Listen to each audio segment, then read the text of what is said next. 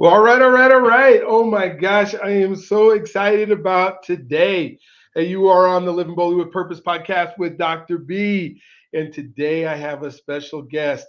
Her name is Zoraida Morales. And we're just going to have so much fun talking. I believe Zoraida is my sister. We've been able to have some amazing conversations over the last couple months that have just been fun. And podcasts are different when you actually know a lot about the person that you're interviewing. Sometimes you're interviewing family, or sometimes a childhood friend or people you grew up with. And most of the time that we do this show, it's just people that I've gotten to know, and I really start to know them after I've done one podcast with them. But there's just something special about the questions that you get to ask, the things we get to talk about, and I cannot wait to have this conversation with Zoraida. So I know the things that she does to help people. One of those hearts where you go, wow, you really do that much for other folks. And some of the things that I'm sure she'll talk about that are going on with her family, and how she's kind of just thought about or re-engineered some of the things that she's doing this year. And she gets to talk to us all about it. And so we're going to have so much fun. She lives or is from New York. That's where she was born, raised, or grew up. And I don't know if she's born there, but she was definitely raised there. And then she lives in Virginia Beach now. And I have yet to go to Virginia Beach, so I can't wait till I get that opportunity to do that. But when we think about living boldly in purpose, we think about all the things that happen to us through life, and the life that, the things that happen. And if we take that life, instead of saying, oh, I can't do anything with this, and we take that and we decide to make it something that becomes our purpose. And I'm not going to spoil it for her right now, but you're going to find out some of the things and some of the adversities that we all go through. And then how do we turn those into a purposeful life that'll make a difference? So Zoraida, thank you for being on today. Thank you for taking your time out of your busy day to show up on this podcast with us. I can't wait to hear your story. I'd love for you to start out with that, exactly the story I tell. I tell my guests you can start wherever you want in life and end up wherever you want. Here's what I will say is you can't get it wrong, because it is your story. But if you make some of it up, your mom is going to come after you and get you. so, Yes. so other than that, I'll know some of it, but yeah, please go ahead and go. The floor is yours, and share with Oh. us all about Zoraida. Well, first, let me say thank you, brother. You are so welcome. And I believe you are my brother. We met a few months ago. We meet online, right? Because we're part of the same cohort. But we met in person in November at a speakers mastermind. And yeah, you're my brother. It was so easy to say yes to this podcast. And I love it when there's alignment. And so thank you for that. Thank you for seeing me, right? I felt really seen and supported at that conference. So thank you very much. And I'm so happy that we get to do this. And, we have a workshop on Saturday, and we're going to another event in this summer. So we get to spend more time together. So thank you, thank you, thank you. I don't take this lightly. And yeah, so I am a native New Yorker, born and raised. And actually, I'm born in the South Bronx of New York City in the 1960s, early 1960s. So everything that you've read or thought you knew about the South Bronx, somewhat true. Now, I was that kid, born and raised into generational poverty, generational trauma, with a mom who went to college for 10 years in the 70s and 80s at night, with 4 kids, divorced, and worked during the day. That's the stock I come from. So when you hear my story, you're going to understand where it comes from. But let me take you to 45 years old. Okay. I'm 45. I'm working at one of the top 3 financial companies. I'm a finance manager. I am coaching. I am living the dream job that I've always wanted. I have a husband. I have a house built just for me.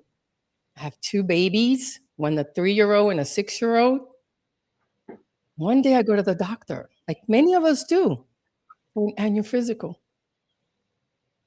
And in that moment, and I'm going to make that long story short, I learned that I had chronic myeloid leukemia.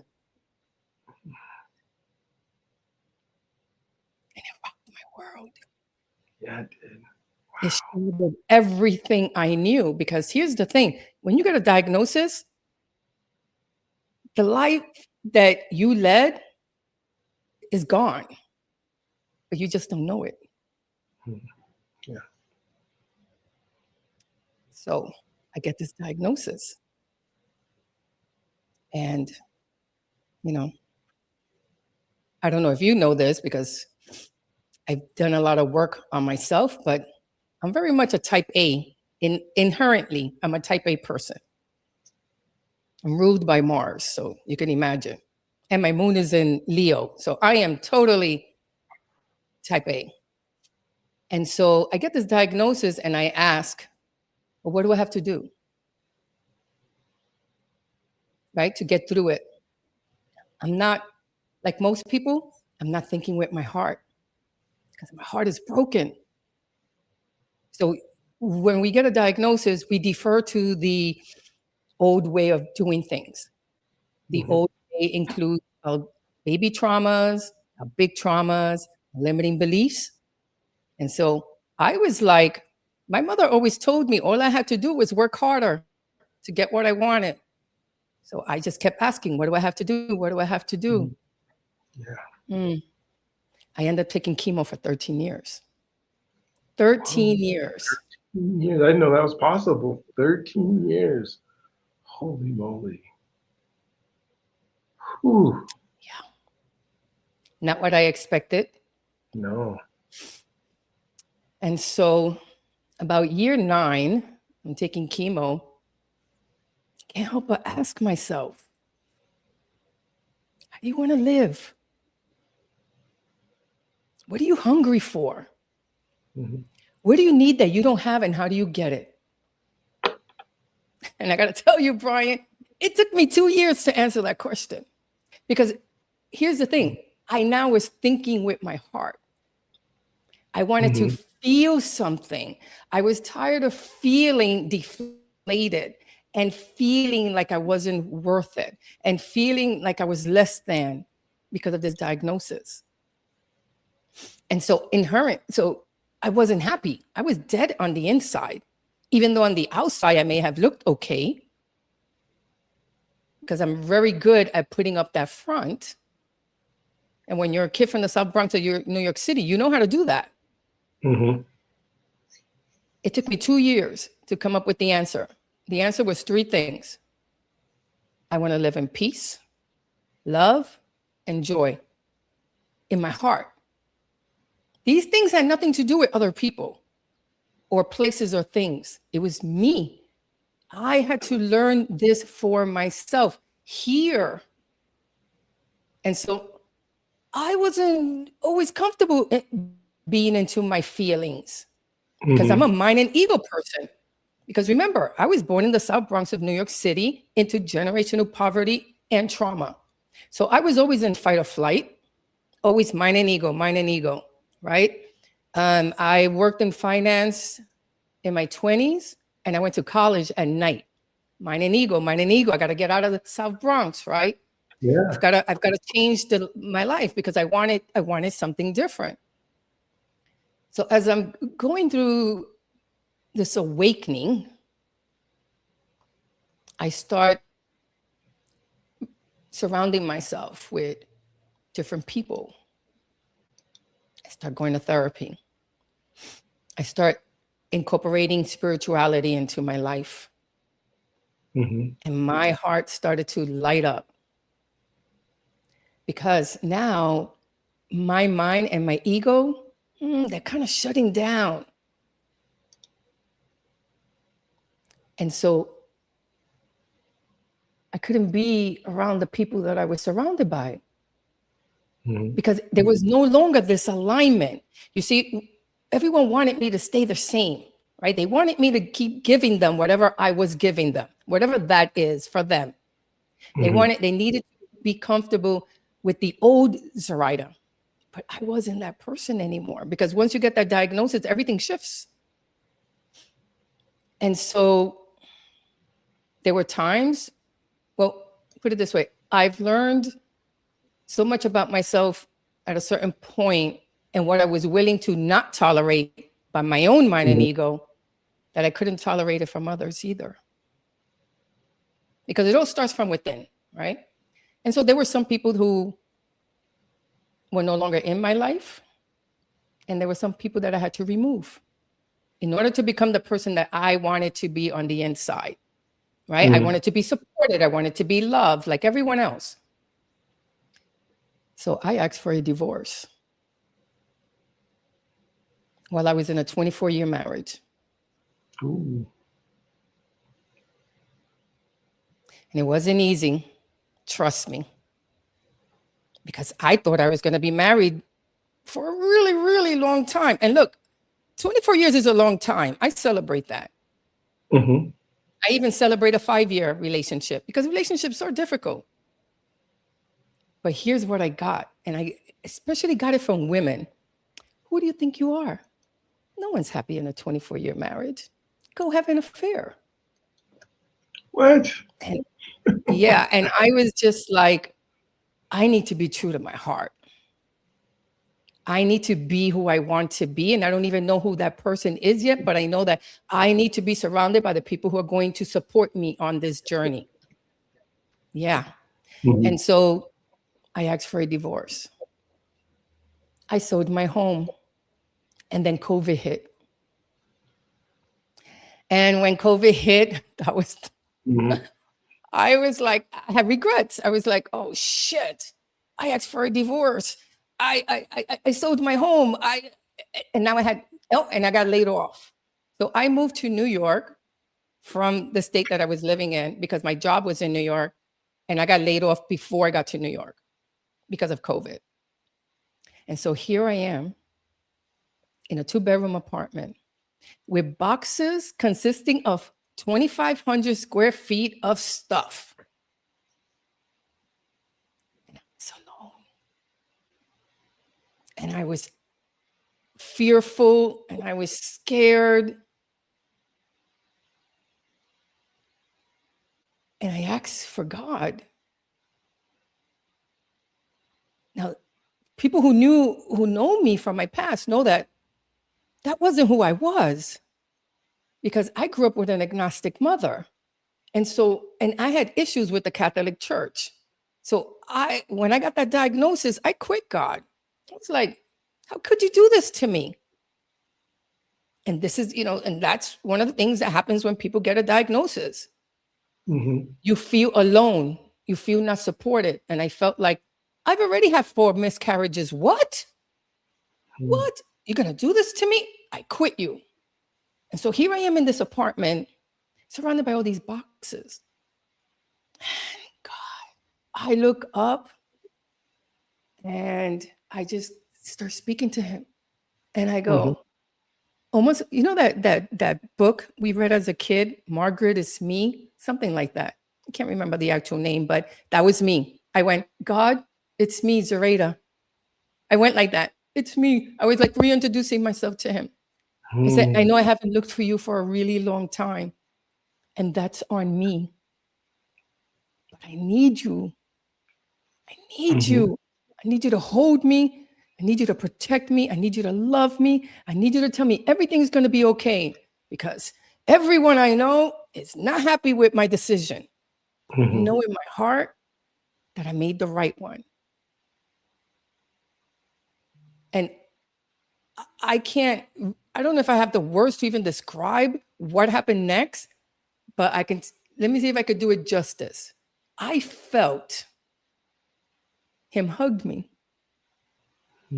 I felt his arms warm my arms. He wrapped himself around me, and dude, I leaned in, because to me, he's 6'3". There we go. There we go. I love it. I'm 5'7", and I leaned in. I cried, and I cried, and I cried, and I cried for like 20 minutes until I couldn't cry anymore. That was the moment I knew that something happened to me and that I was never going to look back again. I knew that he had my back. That even if my family and my friends didn't understand what I was doing, it didn't matter. He had me, and I was going to be okay. My life changed from there. Everything changed.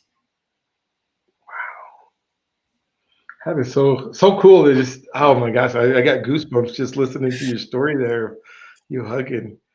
And so everything changed. So you have this new relationship, and so now what? You decided you were moving and everything else, and So oh my gosh.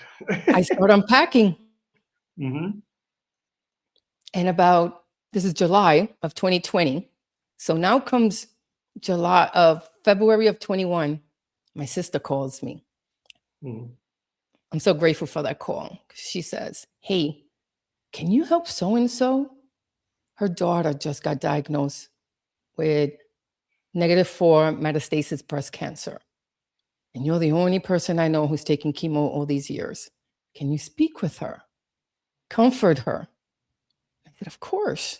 And that's what I was doing during COVID, because people were passing away, people were getting diagnoses, and people were coming to me because they said, "You're the only one I know who's gone through this journey, and who better than you?"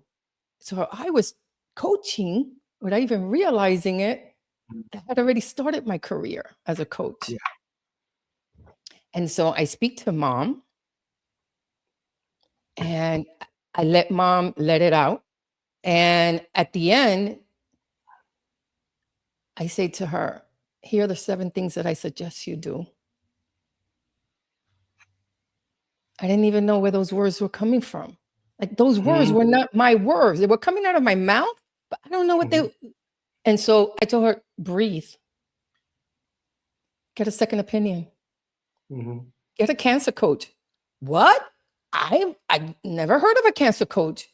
I've never seen one, read about one. I don't know where those words came from. Again, that was spirit. Yeah. 4, get your tribe in order. Find out who's going to take you to the doctor, who's going to buy you groceries, who's going to check up on you. 5, start getting, the ultra processed foods out of your body and start incorporating more whole foods. 6, start, move that body, go for walks, do some yoga, Hmm. remove that standing body energy from your body. And then lastly, believe in something higher than yourself. Oh my God. And in that moment, because I was like, as I'm saying these words, I'm going to myself, what? I heard myself saying, and she heard me too, going, "I'm going to be a cancer coach," because that's what God wants me to do. And I knew that the words coming out of my mouth meant that my heart was engaged. My heart was activated. It was tingling. My fingers were tingling. I was like, "Oh shit." Right? Because I made the heart the leader. So now I'm in the feeling stage. I was like, "I'm going to be a cancer coach," still not knowing what that meant. And that was another trajectory. But here's how he supported me. Check this out. Because I think now, when I think back now, I'm like, "Oh shit. I got a free scholarship to get 2 certifications for nutrition coaching and cancer coaching." What? Yes. He went like this to me. "Here, my love. Wow. Here, my Yeah. love. Hmm. I've always been there for you. Mhm. I was just waiting for you to ask. And so Mm. when I said I was going to be a coach, I interviewed 2 schools who had a holistic curriculum. Mhm. And when I spoke to the founder of the school, she said, "You know you don't need this, right? You don't need a Wow. certification. You lived it. You know it more than anything and anyone." I could even yeah. Wow. Yeah. And I said, I agree. I said, however, we live in the United States and we know that people like titles, Yeah. right? Yeah, they And do. if I'm They going to do. get my foot in the door, I Mhm. need it. Yeah. And plus, I may learn something that I don't know, right? Because I don't know what I don't know. And it took me 2 years to complete this beautiful program. And it took me 2 years because I was taking chemo and I had to take breaks. And I've met some of the best people there, people that I'm still close with, that I'm in Wow. groups with, that, Mhm. yeah, yeah. And I've learned so much that while I'm in this school, I hire a nutrition coach to Mhm. help me get my nutrition in line, right? Because you don't know what you don't Mhm. know. So every coach needs a coach. And I didn't realize I was documenting everything that I was going through mentally, physically, spiritually. I was documenting it and I was teaching it to people. And I was coaching people for jobs because I used to be a manager, salary negotiation. Um, I was coaching people who had a different diagnosis other than cancer. Mhm. Um, yeah, I was coaching people for everything, which made sense because I've always kind of been a coach, right? When the I'm a type A parent. shows up, now you're technical with medical stuff and, your type A personality, like you said, you're Yeah, documenting it. And I'm thinking if it were yeah, me, and that's why God didn't pick me because it wouldn't have been documented. It's just oh my gosh. And then the yeah. way You're you're meant able to to be help, the doctor.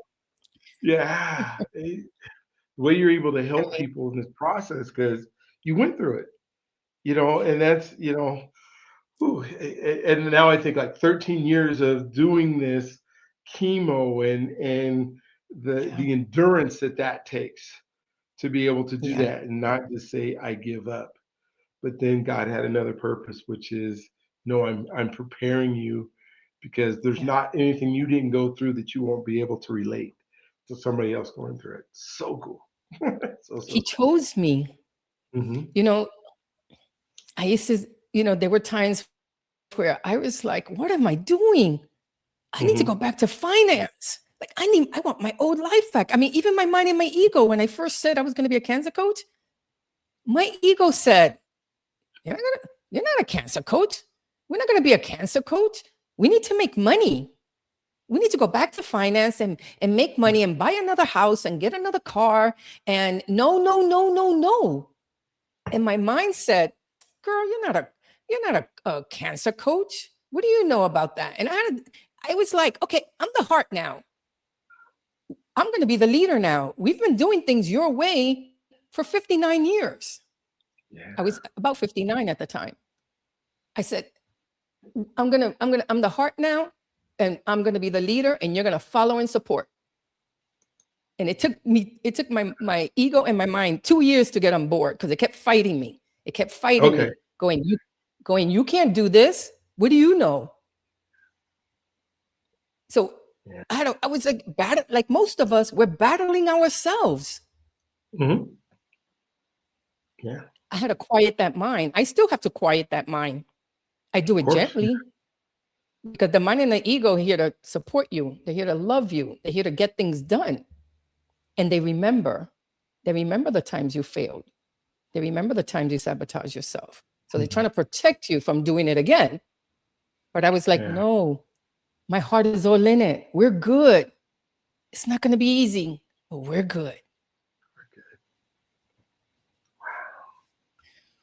All right. This is so good. And you start doing this and you start becoming a coach, and then you know it's fast forward to where we're at and what you're how you're helping people and what you're doing, and oh, this is So, so good. so it's so interesting because when I realized I was going to be a coach, first of all, I've Hmm. always loved helping people. I'm the oldest of four, so I've always been a caregiver, Hmm. and I've always felt most comfortable taking care of others. But what I didn't understand was I had to learn how to take care of myself. I didn't do a good job of putting me first. I put Hmm. my children first, my husband first, my family, my friends, other people. I people pleased. Didn't, I let people gaslight me, mm, until I started to devote to self, listening to myself, trusting myself. So for 2025, my word was self trust because I was Okay. learning to self trust because I was moving through new arenas, new avenues, meeting different types of people. I had to learn to self trust. That was all here. There Hmm. was no book that could tell me how I should do something. I had to listen to myself. And if my heart was tingling, I went towards that, which is how we met. Hmm. Because, Hmm. I thought I was just going to be happy coaching one-on-one. That's the impact I wanted to make. I love it when I coach someone and they get that mindset shift and I see it in their Hmm. eyes Yeah, and they're yeah, like, yeah. they go, "Oh, oh, I could see it. Oh my God. I didn't Hmm. I Hmm. didn't know." Right? You're a doctor, it's such a gratifying feeling for me. And I was Yeah. like, "Oh my God, great. They got it. They finally got it." Because I know when I get it, I get this tingly feeling. And I thought that's all I was supposed to do. Hmm. Hmm. But when I listened to the messages that God and my ancestors and Hmm. my archangels and the babies that I unfortunately didn't get to bring to this world due to miscarriages, this is the one message I keep getting from them. Follow your heart. Just just the mind and the ego, everything else will be figured out. Just follow your heart Hmm. and you'll be in the right place. And so here I am, I'm coaching, but now I'm writing. I do a lot of journaling and people are asking me, "Hey, would you write a chapter on my book?" In the last 4 years, I've written, I've been an author 4 times because I'm just pouring out my knowledge, Hmm. most of it lived experience. And so I started to reframe and create these frameworks, all based on the 3 pillars of nutrition: mental, physical, and spiritual, because it's how I healed myself on the inside. You see, when you get a diagnosis, you need a doctor, you need a medical treatment, and you need a medical plan. But hell, you need someone who is going to heal your soul. Yeah. Yeah. I needed that. And I didn't have anyone. I had me. I had to rely on me, which is what devotion Hmm. to self is. You don't look for outside validation. You make yourself happy. I make myself happy every day, all day. I find joy, whether or not my diagnosis looks good or not, whether or not the world is going to shit. Hmm. I have to ask you a question here because I guess it's on my mind, and I'm thinking about, you're talking about self care and you're talking about devotion to self. And when I think of somebody who's going through chemo, even if it's only been a year, I mean, I can't even imagine 13 years of chemo. Your body is weak. It is fighting as hard as it possibly can to just survive. And then people are asking things of you still because they from the outside you look okay. Like you're the same Zoraida everybody knew that grew up with that was this determined, go after it, go get it. And they're asking more than you have to give. Your cup Yep. is not full, your cup is on E. How do It you is on me. reconcile like, wait, I want to do all this. I want to help people. My body's just not allowing me to. So now now you figure out, okay, I gotta care about myself first before I can even think about trying to help others. And yet you probably were still trying to as that process. How did that work with those two people on your shoulder going, help them, help yourself, help them. Talk to us about that. And let me tell you, I still struggle with that because Okay. innately I am a caregiver.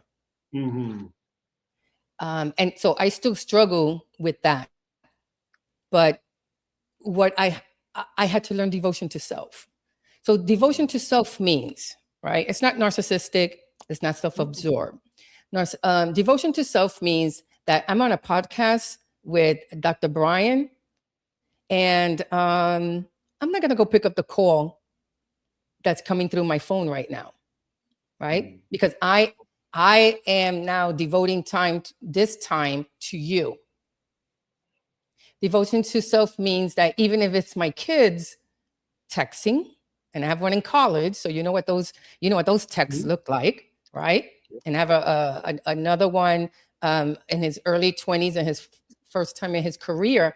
I would have put them first, and I probably would have grabbed that call. But devotion to self means that this is a boundary that I have, right? This is something I want to do. I want to be fully present in my time with Dr. B. So I'm going to devote to self. So what am I going to do? I'm going to say no to the mind and ego, no to other people. And so when you tell other people no, they go, what? How dare you? Oh my gosh, he's changed. Yeah, I've changed. I got diagnosed with cancer. It changes your perspective. Mm-hmm. And so I still struggle with it sometimes. I wouldn't say maybe struggle is not the right word. It's a challenge sometimes. Okay. I have to go back and say, here's my favorite question I ask my heart. Well, what does the heart feel? What does the heart want? What does the heart believe?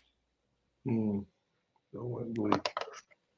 so right there, even before I'm about to say yes to someone, I go, ooh, no. And then I go, sorry, I'm not able to do that. Or can we do that another day? But either way, the word is no.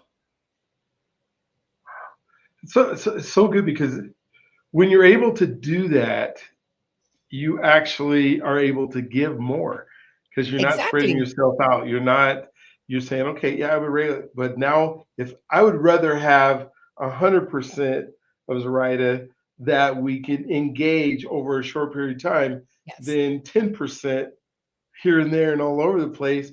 There's so many people that, and I made a mistake of doing this even yesterday. I was talking to somebody on my podcast, and they asked me for, or maybe I was just doing a 15-minute conference, and they were asking me for some information I wanted to send them.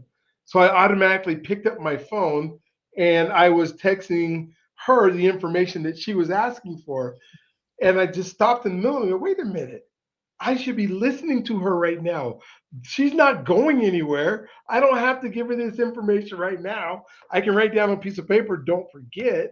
Yeah. And the conversation went so much better when I was present, making Mhm. sure that I'm listening. And I can Exactly. tell, yeah, as a coach, you're just probably amazing because if you're doing that, Yeah. it doesn't take as much time because you're there the whole time, and they're getting so much more. The results have to be so much better. Oh, my heart. This is joy that I find every day Uh-huh. Yeah. because I'm putting my heart first. Mm. And so now I spend, I work long days because I'm an entrepreneur. And so I am showing up as my best self everywhere I go. Hmm. And so I'm not giving from the empty cup anymore. Hell, I'm not even giving from a full cup. I'm giving from this overflowing cup. So come 9 o'clock at night, I'm not spent. Yeah. I'm still, I'm in joy. I'm like, wow, I took really good care of myself, and look how much I was able to take care of my community. Yeah, Oh, that because is I great. have a morning practice and an evening practice. And this is how I start the devotion to self, right? Devotion to self starts from the moment you wake up. Mhm. So I'll give you an example of what devotion to self looks like in the morning, right? First Okay. of all, I don't do Mhm. business in the morning. I don't look at texts in the morning. I don't look at emails. No, it's all about me, me, me, me, me.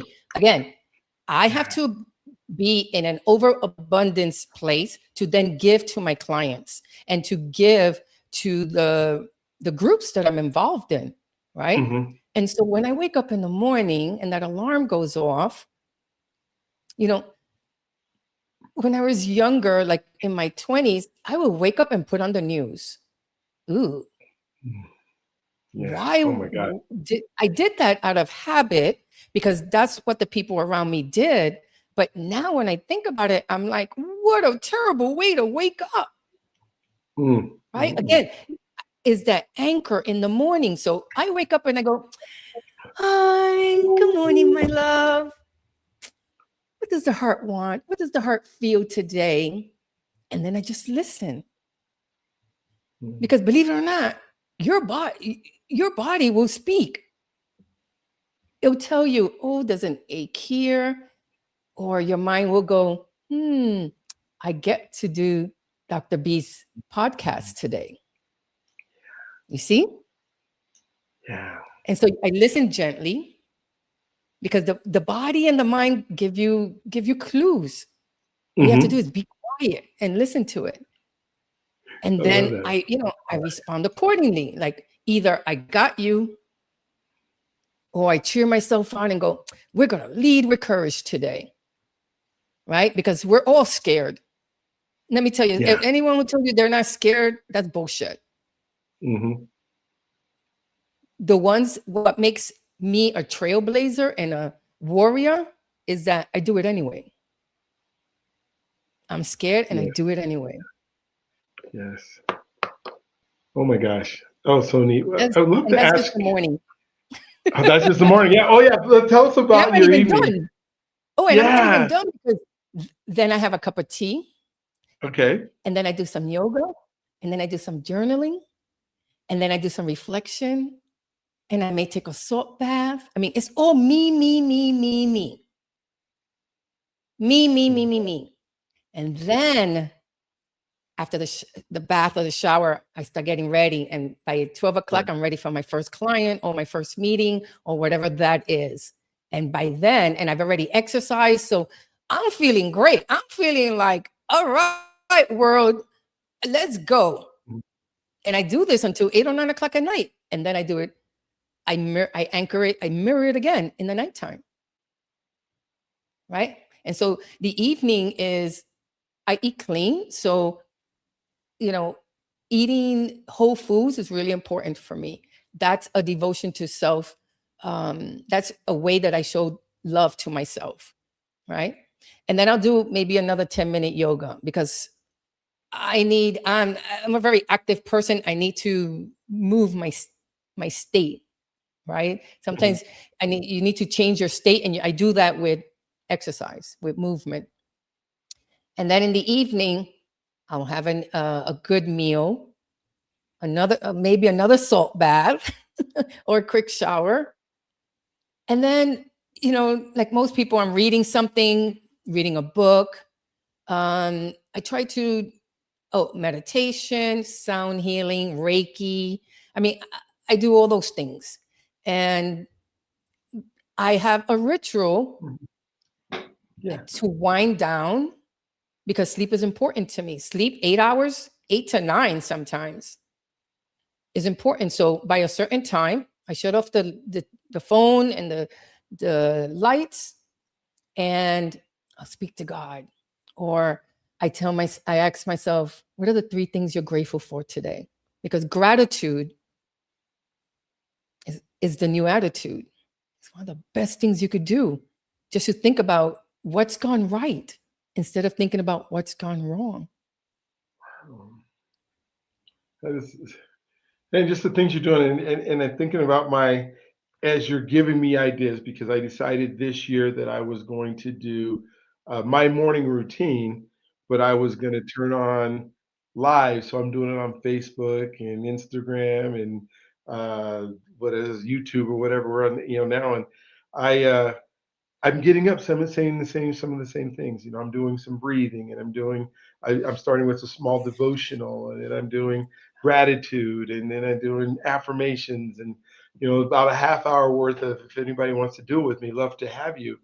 But I added the nighttime, and so Nice. because life is so hectic, and I just started. So I'm only on today is what, day 15 or whatever of doing it, but I'm doing this yoga, and so there's this lady online named Cassandra, and Cassandra, says, "Hey, I'll take you through my 19-20 minute routine or whatever," which is really good. And I've done with, but there's the one on day two. There was one called like Yin Yin or something like that, which allows you, just he said, this whole practice is you laying down, and you're not using any muscles or anything like that. You just laying down. So I don't want to go to day 3 or day 4 because I love the second one, as I'm just, you start breathing, and that oxygen comes to your mind and to your body, and you get to your prayer time, and it's so much better than watching a television show where other people are playing pretend, and Yeah. then thinking about their life that isn't even real while you're getting ready to go to sleep.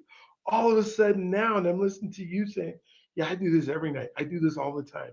Yeah. And it's about me, Yeah. but it's so replenishing, You because replenish some of these yourself. days are so much giving that you Yes. go, "Wait a minute, I need to shut down." But the way you shut down is so important. So thank you for sharing that with me, because now I might jump into day 3 or instead of Oh, just goody, goody. And look how, look how many years it took me to learn this. yeah, I had to forgive myself for not knowing this years ago. We yeah, know when we know. We yeah. know when we're ready I know and we're already. open to doing things differently. Yeah. And I'm proud of you, Dr. B. Well, thank you. Hey, I'm 60 now, trying, we're just figuring it all out. And I said I'm going to do it for 365 days. I will go three, I will do it straight. I'm disciplined enough that I will make it. I don't know if it'll become a book or nothing. It just, for me, it's like, I don't even care, especially in the morning ones. If I'm the only one online and nobody's watching me and do it with me, I'm Yeah, doing it for me anyways. I'm just exactly. allowing other people to enter in with me if they would like Exactly. to. And so it is so fun. I would love to ask you about identity a little bit here, because a girl from the Bronx, and you have this persona about you as you're growing up, and we learn so much from our experiences. And I know when cancer hit, that had to change your identity tremendously, because you probably, Oh, yeah. this is not the identity that I've been living with. Maybe kind of talk a little bit about what you've had to do to make sure that you protect your identity or grow it to the place where you want it to be. Yeah, that's a good question. My identity, now remember, I'm a kid from the South Bronx born into generational poverty. And now in my 40s and 30s, I'm living my dream life, right? Mm, yeah. But I could tell you now that I still had that poverty mindset. Okay. And Okay. so here, when I get this cancer,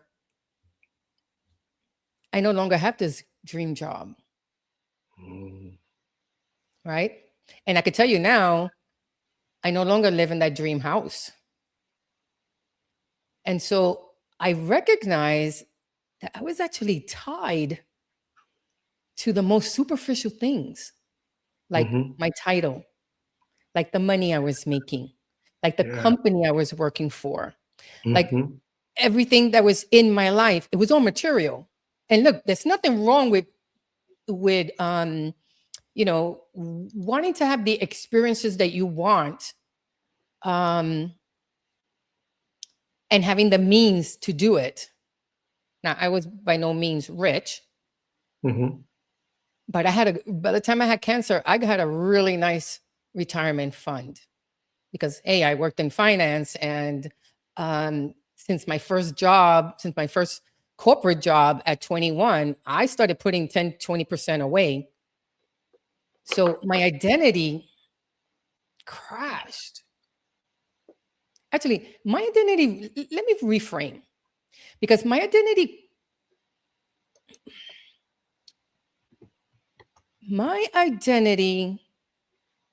broke when I got my divorce.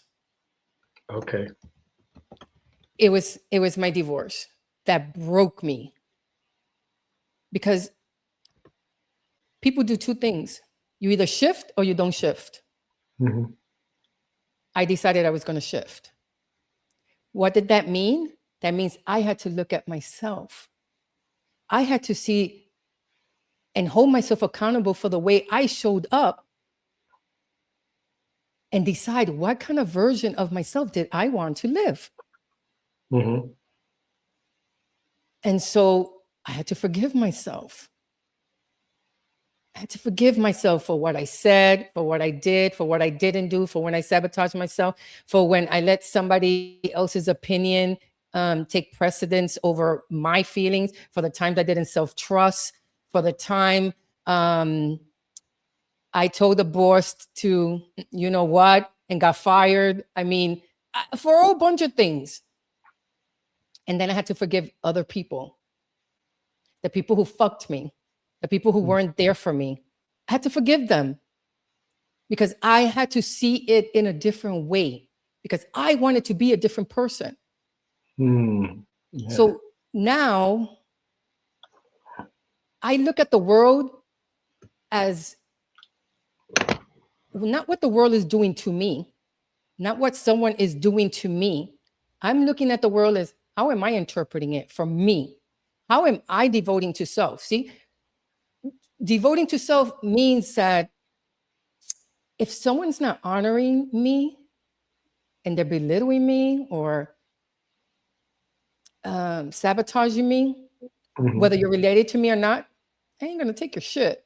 I'm just gonna quietly walk away, because I deserve to be in a relationship where I am honored, just like I want to honor the people that I am in relationships with. And so I had to do a lot of work on myself. And this is what got me to be a coach. Because you can't go from a finance person to being a cancer coach just like that. It's a mindset shift. It's a heart shift. Not a lot of people can do that. I did it. I'm doing it. And I no longer have the house, the cars, the money, and I'm a new entrepreneur. So I am like other entrepreneurs. I am somewhat hustling, but I'm a different entrepreneur because I'm ebbing and I'm flowing, which means I'm giving myself permission to rest. I'm giving myself permission to pause. So you know what I'm going to do after this podcast? I'm going to go take a salt bath. And I'm just going to sit in my glory. And I'm just going to think about the wonderful conversation that you and I just had. And I'm going to think about all the conversations I've had today and how I showed up and the funny thing someone said earlier. And I'm just going to be in my gratitude. That's devotion to self. I'm not going to go scrambling and and then I knowing me, I'll do a little work afterwards because I am hosting a 30-minute workshop on Saturday. So I'll be working on that tonight. But you see, I'm working now. I'm going to spend a couple of hours with myself. I'm going to feed myself grass-fed. I got a grass-fed steak. I have these organic vegetables roasted already. You see how I devote to self? Yeah. And then I'm going to do a little work on my workshop because that's important to me. That makes my heart tingle. Yeah. And then at, by 8, 9 o'clock, I'm going to shut it down There you and I'm go. going to go read and I'm going to meditate and I'm going to listen to a spiritual pep talk. Yeah. And next, it'll be time for me to go to sleep and do it all over again tomorrow. All over again. One of the one of the things, this will be my last question, and then I'm gonna have you kind of talk about what we didn't that you wanted to make sure we talked about.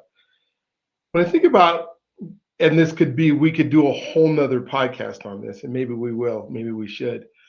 But I'm just thinking about the things you put into your body, the food and the water and the what drinks and all the things that we put into our body.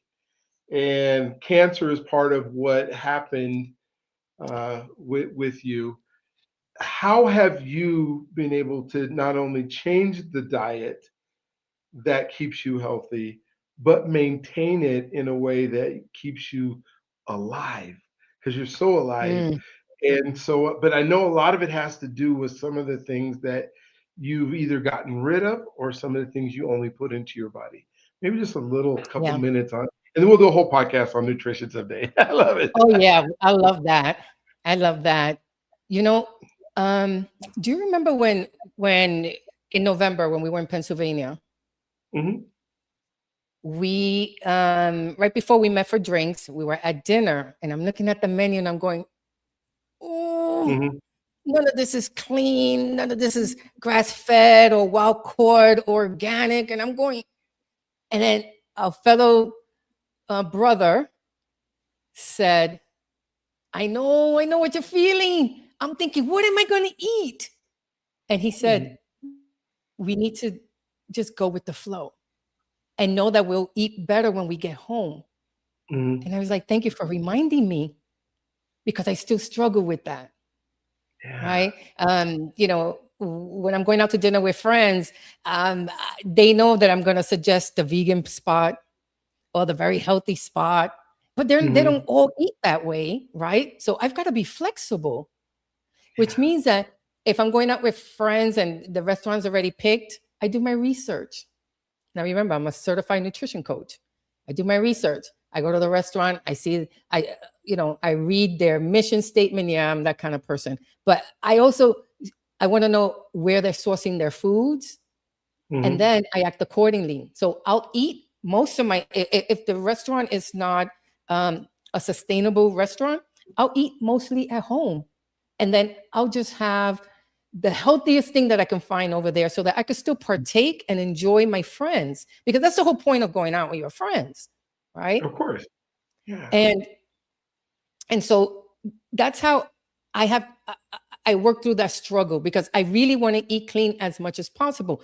But here's the thing: we live in the United States, Yes. and all our food has junk. Yes. And when I go to Europe, which is why I love going to Europe, and I can't wait to go this summer, I don't have to worry about the junk in the food because they banned all those ingredients. So when I go to Europe, I don't have to take medication. Mhm. I don't even gain weight. And meanwhile, I'm eating bread, and I don't eat bread in the United States, but I eat bread when I go to Estonia. I eat bread when I go to Mm. Portugal. Yeah.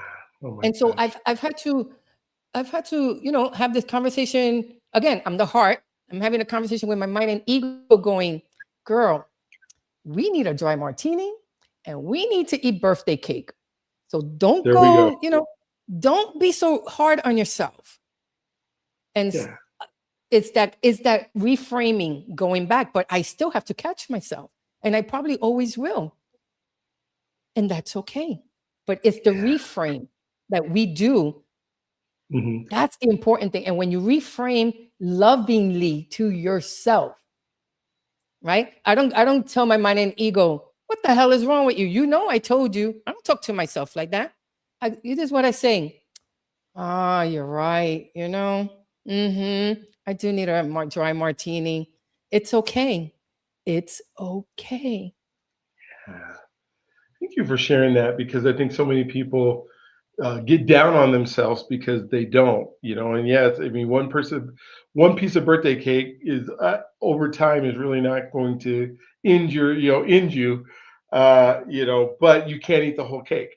And so that's Yeah. I guess that's the difference, right? Is don't keep bringing it. What haven't we talked about that you want to make sure our listeners, at least in this show, because I'm gonna have you come back and we're gonna do some more. But Oh as yeah. we end today, what did you want to make sure everybody got to know? It's my mission. And I want people to know that if they take nothing else from this conversation, because you don't have to have cancer to go through this journey that I've been through. I want you to think and believe and know that you are allowed to design a life that honors your truth, that you are allowed to choose yourself, and you are allowed to thrive, not someday, but now. Yeah, that is so cool. How do people get a hold of you? How do they, if they're saying, "Hey, I'm struggling," whatever it is that they know, this has been an amazing episode, and I want to get a hold of.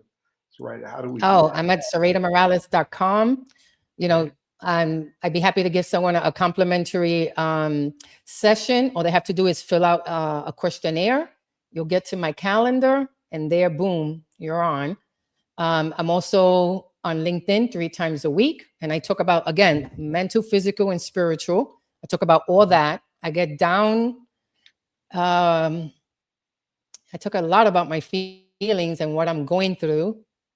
I'm at, let me see, Zoraida Morales, right? I'm also on Instagram, Facebook, Zoraida Morales.